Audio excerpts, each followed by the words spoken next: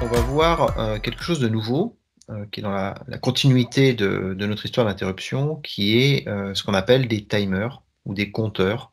Donc c'est un autre composant qui se situe à l'extérieur du microprocesseur et qui va permettre d'aider en fait le microprocesseur à faire certaines opérations, dont une opération dont on a souvent besoin, qui est celle de compter le temps. Voilà.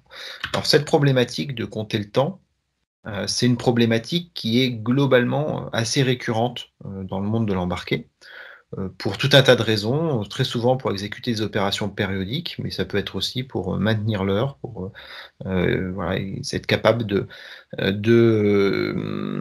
faire une opération à un moment donné, ou ça peut être aussi pour des choses très simples, comme ce qu'on a déjà vu quand on veut faire clignoter une LED, par exemple.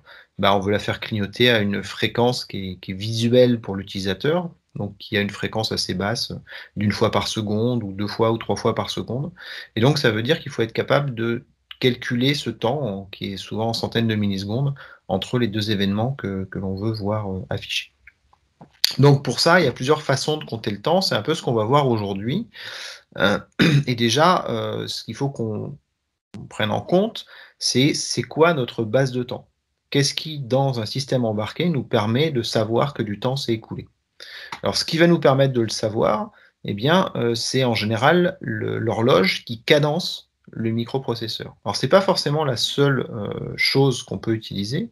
On peut aussi utiliser des composants externes qu'on appelle des RTC, Real Time Clock, qui vont être une base de temps, mais plutôt une base de temps utilisée en général pour aller vraiment compter l'heure et garder l'heure. L'avantage de RTC, c'est qu'avoir une pile, et même si le processeur s'arrête pendant un moment, potentiellement la RTC va pouvoir conserver l'heure. Voilà. Alors je ne vais pas parler de ces RTC-là, je vais plutôt parler de comment on calcule le temps à l'intérieur du microcontrôleur. Et donc, comme je disais, les sources de temps, on en a, ce sont celles des cristals, des oscillateurs, qui permettent d'alimenter le MCU. Dans pas mal de microcontrôleurs, on en a plusieurs, même des cristaux qui servent à contrôler le temps. Il y a souvent celui qui permet de contrôler la fréquence d'exécution, et puis on peut aussi avoir une clock basse vitesse qui peut être connectée et qui, elle, va être utilisée plutôt pour justement suivre l'évolution du temps. Voilà. Un peu compliqué. Nous, dans le cadre de notre Arduino, c'est assez simple. On n'a qu'une seule base de temps, c'est cet oscillateur qui pilote l'exécution de nos instructions. Alors dans le cas de l'Arduino, on n'en a qu'un seul, mais il peut prendre plusieurs formes. C'est-à-dire qu'à l'intérieur du chip, et c'est très souvent le cas dans un microcontrôleur, à l'intérieur du chip, on a un oscillateur interne qui est en général pas basé sur un quartz, qui est souvent basé sur un système RC, et qui, d'un point de vue précision, va avoir une précision autour de 10 000 ppm. Donc les ppm, c'est un peu comme des pourcents, sauf que c'est des parties par million. Donc c'est beaucoup plus fin que le pourcentage, mais 10 000 ppm, ça fait grosso modo 1%. Voilà. Donc une précision d'1% quand on compte le temps, ça pourrait paraître raisonnable, mais si on regarde par exemple, si on veut compter l'heure, dans une heure, vous avez 3600 secondes, et 1% de 3600 secondes, ça fait 36 secondes. Donc 36 secondes de décalage toutes les heures, ça fait une montre qui marche pas terrible. Voilà. Donc sur une année, ça fait un décalage qui est juste gigantesque et donc qui est juste pas possible. Voilà. Donc c'est pas une base de temps qui est bonne pour compter, pour suivre l'heure, par exemple, mais des fois ça peut être suffisant si vous voulez faire clignoter une LED. Si vous avez 1% d'erreur entre 10 millisecondes, et ça fera peut-être 11 millisecondes ou 9 millisecondes, ça va être complètement acceptable au niveau de la vitesse de clignotement. Pour l'utilisateur, ça ne changera pas grand-chose. Donc on va souvent utiliser cette base-là, même si elle est peu précise. Si on veut améliorer cette précision, on peut utiliser un cristal externe, un quartz, grosso modo, qui va générer cette base de temps. Et ce cristal externe, lui, bah, selon le modèle qu'on va choisir et le prix qu'on va y mettre, on va avoir une précision qui peut être entre 10 et 50 ppm, ce qui est déjà beaucoup plus précis. Vous voyez que là, sur une heure, le décalage est vraiment très très très faible. Et donc sur une année, le décalage en nombre de secondes va être globalement à peu près acceptable. Voilà. Donc en tout cas, on a ces différentes sources qui sont possibles. Très souvent, et parce que du coup c'est le moins cher, parce que c'est intégré, on utilise l'oscillateur interne. Donc il faut savoir que la base de temps qu'on a une marge d'erreur qui est quand même relativement importante. Ça pourra être important, on verra dans des cas d'exemple qu'on peut avoir par la suite. Voilà. Donc il faut prendre cet élément en compte. Ça, c'est donc notre base de temps. Et avec cette base de temps, ben, si on a besoin d'attendre un certain temps, on peut le faire de plusieurs façons. Alors la façon la plus simple, puisqu'on a dit que cette base de temps, c'était elle qui alimentait l'exécution de nos instructions les unes derrière les autres, eh ben, on peut faire un programme qui va enchaîner un certain nombre d'instructions, et donc ce nombre d'instructions va correspondre à un temps donné.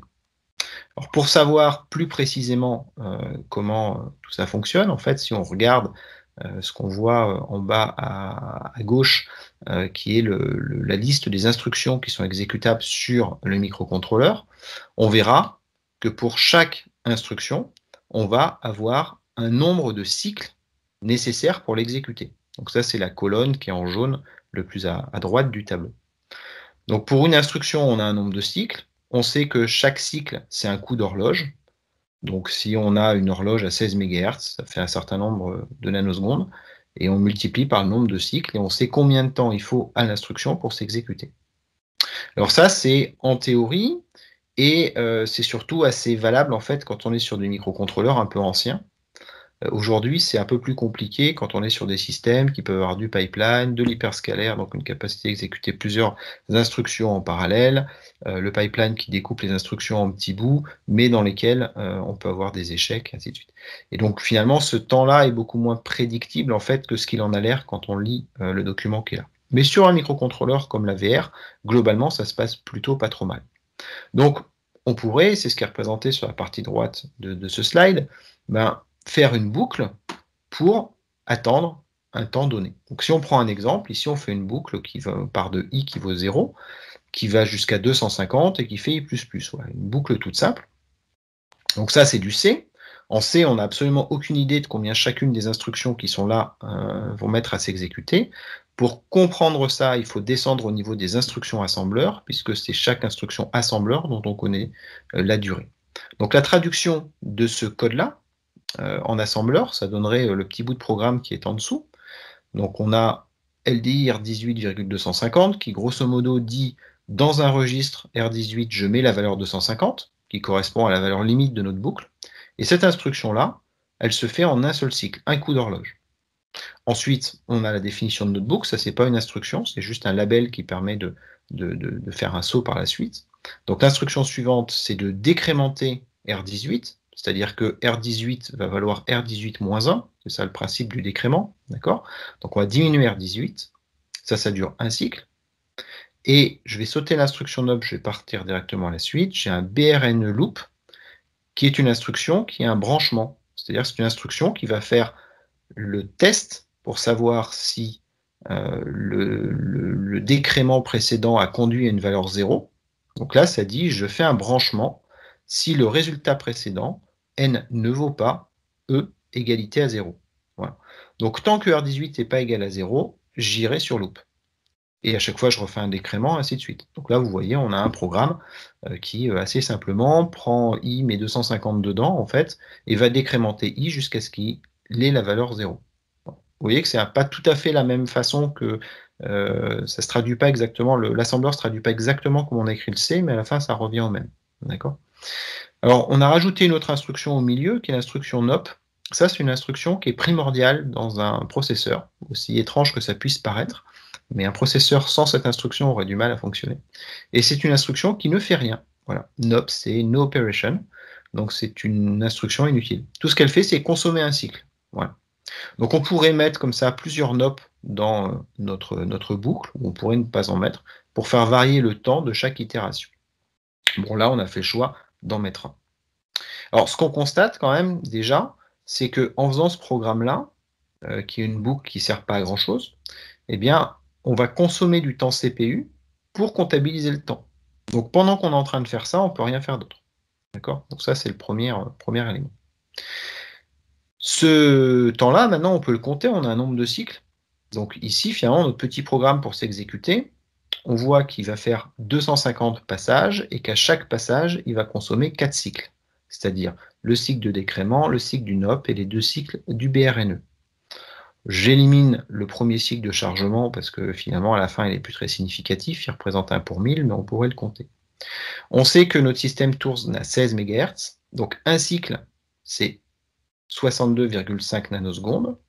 Et donc, si on multiplie, donc c'est 250 fois 4, c'est-à-dire 1000 cycles par la durée de 62,5 nanosecondes par cycle, eh ben, on a une boucle qui dure un temps qui est globalement prédéterminé, qui est de 62,5 microsecondes. Donc, en faisant cette boucle-là, on a fait une attente de 62,5 microsecondes. Si maintenant je veux faire une attente d'1 seconde, ben, j'ai plus qu'à faire exécuter cette boucle le nombre de fois nécessaire pour atteindre la seconde que je veux. Alors en théorie, tout ça, c'est assez pratique pour faire des attentes. Ça consomme du CPU et de l'énergie, c'est un petit peu dommage quand on veut juste faire une attente. Surtout aujourd'hui, quand on veut faire en général des objets, par exemple connectés, pour lesquels on veut une vie sur batterie qui soit la plus longue possible. Mais on va dire comme première approche, ça peut marcher. Toutefois, il y a un problème qu'on a vu la semaine dernière quand on a parlé des interruptions. Bien, c'est que comme on peut avoir des interruptions qui se passent en tâche de fond, rien nous dit que pendant cette boucle-là, il n'y a pas des petites fonctions qui ont été exécutées en plus de tout ça, et qui sont venues ralentir l'exécution de notre programme. Et ça, on ne peut pas le savoir. C'est tout l'intérêt d'une interruption, c'est quand elle s'exécute, on ne sait pas qu'elle s'est exécutée. Et donc, ça va impacter la précision de notre temps d'attente. Et du coup, déjà à la base, on avait une précision autour de 1%, mais si on rajoute les interruptions, alors selon bien sûr ce qu'on a fait et s'il y a ou non des interruptions, mais on peut avoir des dérives qui deviennent très importantes et qu'on ne maîtrise pas, puisque le principe de l'interruption, c'est qu'il n'est pas prévisible, c'est l'objectif initial du système. Donc vous voyez que ce système-là, qui pourrait fonctionner, a malgré tout pas mal de limites. En plus, c'est pas portable, parce que si jamais vous changez de processeur et vous allez sur un processeur qui va plus vite, ben, les règles de timing sont plus bonnes, donc c'est pas très efficace. Alors comme cette problématique est très répandue et que cette solution n'est pas efficace, forcément, c'est qu'il y a une autre solution qui a été mise au point pour arriver à résoudre ça.